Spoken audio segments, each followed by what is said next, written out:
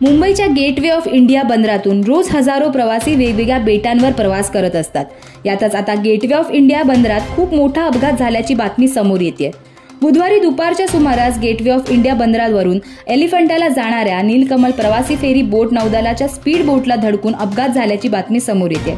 या नीलकमल प्रवासी फेरी बोटमध्ये जवळजवळ 110 प्रवासी प्रवास करत होते। त्यातील 13 प्रवाशांचा मृत्यू झाला असून जखमींवर मुंबईतल्या वेगवेगळ्या रुग्णालयात उपचार सुरू आहेत। दुर्घटनेनंतर लगेचच नौदल, JNPT, तटरक्षक दल, पोलीस आणि स्थानिक मच्छीमारांच्या मदतीने रेस्क्यू ऑपरेशन करण्यात आले। बुधवारी दुपारी नेहमीप्रमाणे JNPTची नीलकमल प्रवासी फेरी बोट प्रवाशांना घेऊन एलिफंटा लेणीजवळ जात असताना नौदलाच्या एका स्पीड बोटने अचानक येऊन या फेरी बोटला जोरदार धडक दिली। या दुर्घटनेत 13 प्रवाशांचा मृत्यू झाला असून यात 7 पुरुष, 4 महिला आणि 2 बालकांचा समावेश आहे।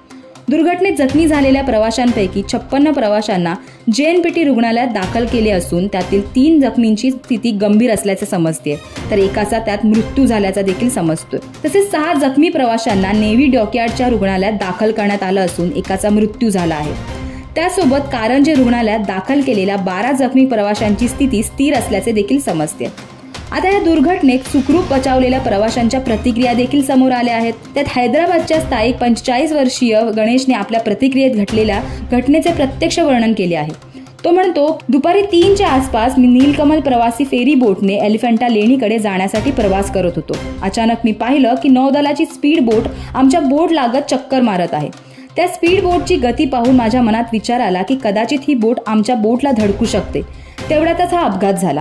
स्पीड बोटच्या धडकेनंतर आमच्या बोटमध्ये समुद्राचे पाणी भरू लागले आणि त्यानंतर बोटीच्या चालकाने आम्हाला सांगितले की बोटीचा अपघात झाला आहे, तर सर्वांनी लाईफ जॅकेट घालावे। आम्ही लाईफ जॅकेट घालून मग समुद्रात उड्या मारल्या। त्यानंतर 15 मिनिटांनी इतर बोटी आल्या आणि आमचा जीव बचावला गेला। गणेश प्रमाणेच प्रवासी श्रवण कुमारची देखील प्रतिक्रिया आली आहे। ते म्हणतात की अपघात होण्यापूर्वी नेव्हीची स्पीड बोट फेरी भोवती 4 ते 5 वेळा घिरट्या घालत होती। ते स्टंट करत होते आणि अचानक आमच्या समोरून वळण घेतल्यामुळे बोटीची धडक झाली। त्यानंतर अजून एक म्हणजे अपघातग्रस्त नीलकमल बोटीत क्षमतेपेक्षा जास्त प्रवासी भरले गेले। त्याच प्रकारे बोटीत असणारे लाईफ जॅकेट ही अपुरे होते।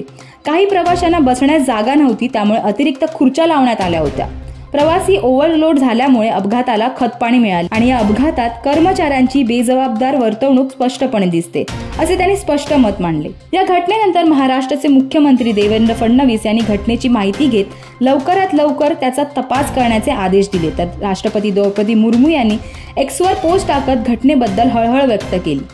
त्याचसोबत पंतप्रधान कार्यालयातून मृतक व्यक्तींच्या कुटुंबियांना 2-2 लाख रुपये तर जखमींना 50-50 हजार रुपये मदत देखील जाहीर करण्यात आली। या संपूर्ण दुर्घटनेची जबाबदारी नेव्हीच्या कर्मचाऱ्यांवर टाकली जात असून या घटनेसंदर्भात स्पीड बोटच्या ड्रायव्हरवर FIR देखील दाखल करण्यात आली।